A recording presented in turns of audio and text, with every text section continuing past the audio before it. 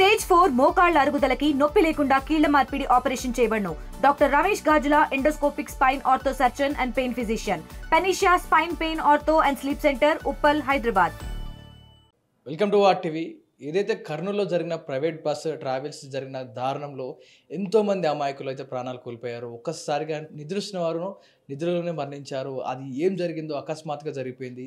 So ఈ private ట్రావెల్స్పై ఎప్పటి నుంచో పోరాడుతూ ఉన్నారు సుధాకర్ గారు.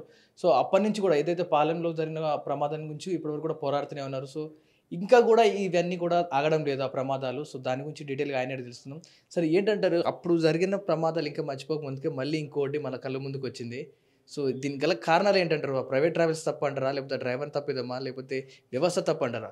అంటే ఒకటి ప్రమాదాలు అంటే మర్చిపోవటం అని కాదు, జరుగుతూనే ఉన్నాయి. చిన్న చిన్న జరిగినాయి, ప్రైవేట్ ట్రావెల్స్ కూడా జరిగినాయి, ఎక్కువ జరిగినాయి. అంటే మామూలుగా గవర్నమెంట్ బస్సులు కూడా జరిగినాయి, కానీ ఇంత ఫ్యాటల్ జరగలేదు. But they are not that much irresponsible about the accidents. అక్కడ ఏంటంటే ప్రమాదంగా జరిగింది. ఇక్కడ మానవ తప్పిదం ఎక్కువ ఉంది ఇక్కడ. ఎందుకంటున్నానంటే ఈ bus it's illegal bus. Private travels అన్నీ దాదాపు మన రాష్ట్రంలో జరిగాయి, అన్నీ కూడా మొత్తం టోటల్లీ 100% ఇట్స్ ఇల్లీగల్. వాళ్ళు ఏంటంటే కోర్టు నుంచి పర్మిషన్ తీసుకుని నడుపుతూ ఉంటారు బస్సులన్నీ. ఎందుకంటే ఇది కాంట్రాక్ట్ క్యారేజ్. అంటే నా చిన్నప్పుడు తిరుపతికో లేకపోతే అక్కడికో శ్రీశైలంకో లేకపోతే తీర్థయాత్రలకు తీసుకెళ్లాల్సిన బస్సులు ఈరోజు బస్సులు టికెట్లు అమ్మేసేసి అప్ అండ్ డౌన్ చేస్తున్నారు. ఇప్పుడు అన్ని మొత్తం టికెట్లు అట్లా చెప్పడం ఇట్స్ ఇల్లీగల్. అది స్టేజ్ క్యారేజ్ అంటారు. స్టేజ్ క్యారేజ్ మాత్రమే నీకు టికెట్లు అమ్ముకుని ఎక్కడ పడితే అక్కడ దింపడం, వేరే వాళ్ళని ఎక్కించి రావడం చేయాలి. But this buses are meant for only contract carriage. అంటే పెళ్లికి తీసుకెళ్ళటం, లేదా తీర్థయాత్ర తీసుకెళ్ళటం, లేదా బిజినెస్ తీసుకెళ్ళటం, టూరిస్ట్ తీసుకురావడం, అటువంటి చేయాల్సిన బస్సులు ఈరోజు టికెట్లు అమ్ముతున్నాయి. Which is illegal. ఇది 100% illegal, no doubt in that. దాంట్లో ఏమాత్రం కూడా సాధ్యం లేదు. ఎందుకంటే వీళ్ళు వీటన్నిటిని సుప్రీంకోర్టు ఆర్డర్ తెచ్చుకుని నడుపుతున్నారే కానీ, but it's illegal. And more over buses ఏదైతే ఉన్నాయో ఇప్పుడు స్లీపర్ కోచ్ పెట్టారు, అది ఇంకా ఇల్లీగల్లో ఇంకా ఇల్లీగల్ అది. తర్వాత ఇంకా చేసింది ఏంటంటే ఇట్లా బస్ మాడిఫై చేయడం. యాక్చువల్లీ ఓలో బస్సులు అన్నీ కూడా ఏంటంటే అది 20, 30, 32, 34 కెపాసిటీ మాత్రమే ఉంటాయి. 2 doors ఉంటాయి, ఎమర్జెన్సీ ఎగ్జిట్ ఉంటుంది. చాలా వెల్ బస్సెస్ అన్నీ ప్రాబ్లమాటిక్ కావు. But only thing is that వాటి నడవడం మనోళ్ళకి సరిగ్గా రావాలి, ఒకటి ఫస్ట్ థింగ్. రెండోది ఏం చేస్తారంటే మనోళ్ళు డబ్బులు ఆశపడి మాఫియా, ఎందుకు నేను ట్రావెల్ మాఫియా అంటాను, వీళ్ళు దీనికి డబ్బులు అలవాటు పడి సీట్లు పెంచుతారు. తర్వాత బస్సు చాసిస్ పైకి పెంచి కింద లగేజ్కి బాగా ప్లేస్ ఇస్తారు. మళ్ళీ పైన పెంచేసేసి మళ్ళీ స్లీపర్ కోచ్లు వేస్తారు. Which is everything is illegal. అంతా ఇవన్నీ కూడా వీల్ చేసిన మ్యానుఫ్యాక్చరింగ్ కంపెనీ నుంచి అయితే చేయలేదు. కంపెనీ నుంచి వచ్చేది చాసిస్ వస్తుంది అంతే, మొత్తం మీద రాదు. అంతా వీళ్ళు మార్చుకుంటారు.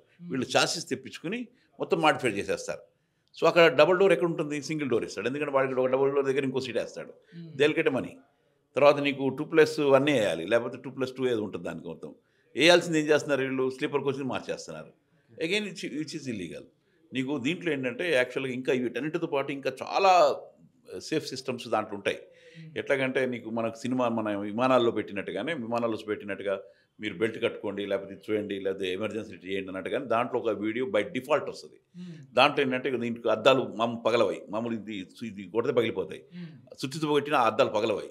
లేకపోతే అంతంత పెద్ద అద్దాలు ఎట్ట పెట్టుకెళ్తే విలువ ఆలోచించండి మీరు. అవి పగలవాయి. మీరు సుత్తి పెట్టి కొట్టండి పగలవాయి, సుత్తి పెట్టుకుంటే పగలవు. అదేంటంటే ఒక షార్ప్ ఎడ్జ్డ్ దాంతో ఒక స్పెషల్ సుత్తి లాగా ఉంటుంది, దాంతో కొడితేనే పగులుతుంది. అది అదర్వైజ్ పగలవు. అది కూడా చూర అయిపోతుంది అంత మొత్తం. ఇట్లా పెద్ద ముక్కలు కూడా పడవాయి. ఆ షార్ప్తో కూడా చూర అయిపోయి కింద జారిపోతుంది. అంటే అది కూడా ఇంజరీ కాకుండా ఉన్న సేఫ్ మెజర్స్ దానికి ఉన్నాయి. బట్ అదేంటంటే వీడియో చెప్తారు, ఆ సుత్తులే పలానా చోటు పెట్టున్నాయి, ఆ హ్యామర్తో కొట్టండి చెప్తారు. రెండోది మీరు ఫైర్ ఎక్స్టింగ్విషర్, మన మంటలార్పే యంత్రాలు ఉన్నాయి, ఇవి పలానా చోట ఉన్నాయని చెప్తారు. తర్వాత నీకు డోర్స్ ఇక్కడ ఉన్నాయని చెప్తారు. తర్వాత ఎమర్జెన్సీ డోర్ ఇక్కడ ఉంది. అవన్నీ లేవు అక్కడ. మొత్తం ఎవ్రీ సిస్టమ్ ఈజ్ చేంజ్డ్. నీకు నడవడానికి ప్లేసే లేదని చెప్తున్నారు. 2 అంతస్తులు ఇస్తారు. దాంట్లో పండుకుని ఎట్లా దిగుతాడు, ఎట్లా వెళ్తాడు. ప్రైవేట్ ట్రావెల్స్లో నిజంగా అడుగు పెట్టడానికి, నడవడానికి ఒక మనిషి వస్తే ఇంకో మనిషికి ప్లేస్ లేదు. అండ్ కాళ్ళ మధ్యలో కూడా స్పేస్ లేకుండా మొత్తం కంప్లీట్గా వీల్ చేసుకున్న మోడిఫికేషన్స్. మరి గవర్నమెంట్ ఎందుకు అలౌ చేస్తుంది మరి ఇలాంటి బస్సెస్ అంటారు? మనీ, నీకు మనీ కోసం. అందుకని మాఫియా అంటున్నాను. ఇప్పుడు బస్సులను ఎవరు మీరు ఒక్కసారి నెట్లో కూడా చూడండి. అంతా పెద్ద బిజినెస్ మేనేజ్మెంట్ది మీ మినిస్టర్లే ఉంటాయి, లేకపోతే పెద్ద మీ రాజకీయ నాయకులే ఉంటాయి. మామూలు ఉండవు మీకు బస్సెస్. ఇంతకుముందు కేసీని అని జబ్బా ట్రావెల్స్, అది మన బోసు, తర్వాత ఏదో మనకి జేసీ ప్రభాకర్ రెడ్డి లాంటి వాళ్ళు 4 బస్సులు ఇప్పుడు వాళ్ళు తగ్గించారు.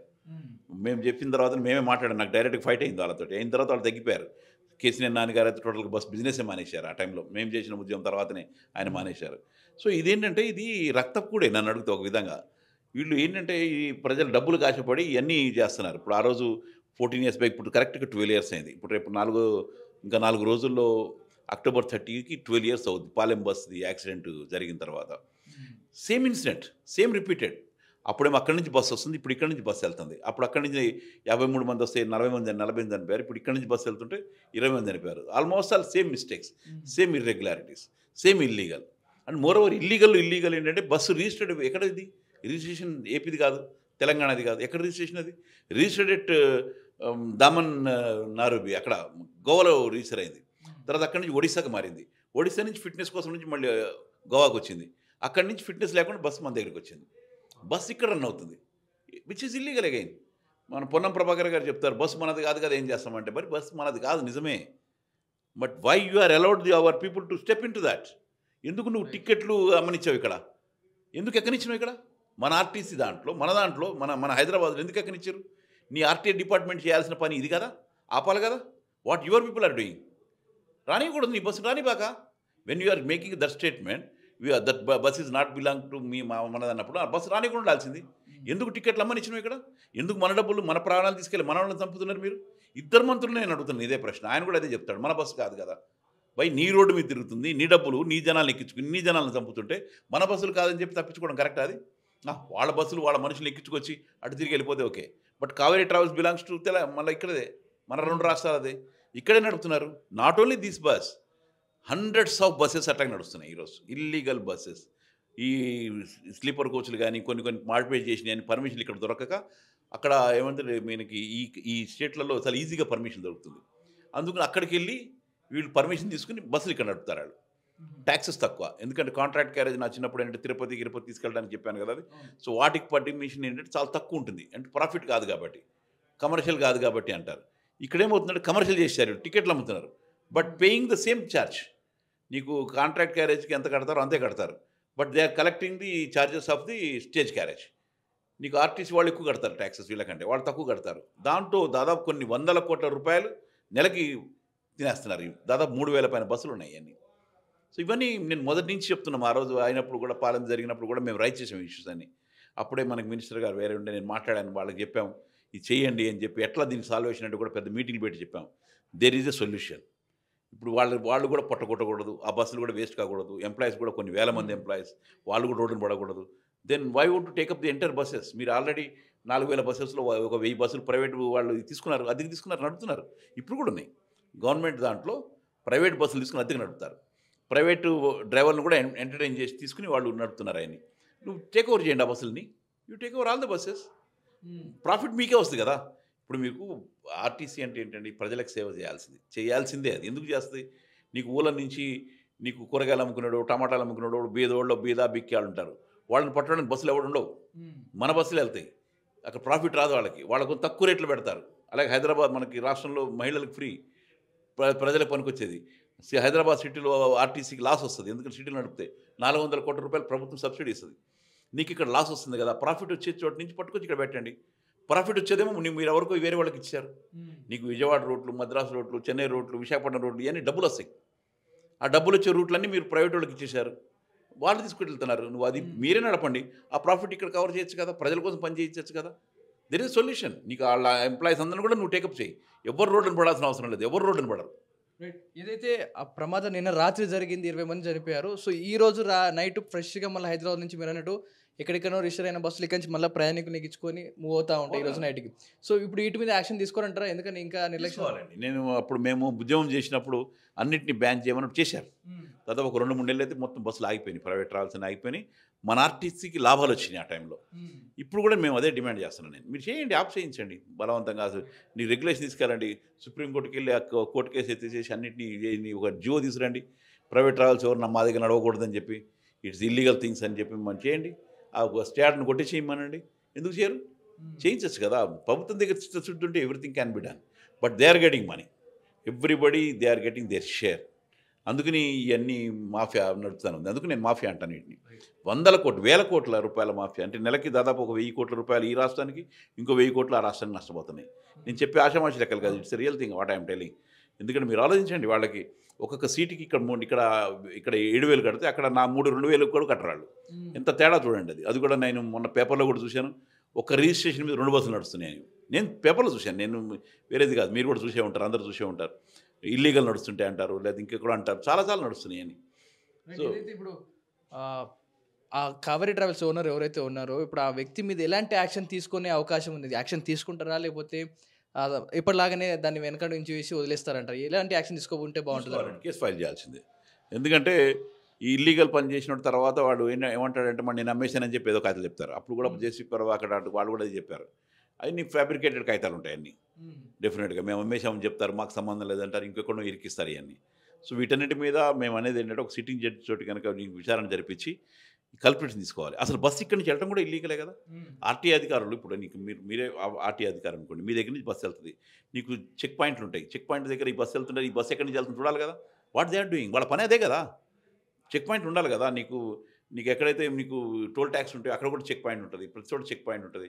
ఆర్టీ అధికారులు అదే పని. రోడ్డు మీద ఏ బస్సులు వెళ్తున్నాయి, వెళ్తలేదు, ఎవడు వెళ్తున్నాడు, ఎవడు ఇల్లీగల్ వెళ్తున్నాడు పట్టుకోవడమే వాళ్ళ పని కదా.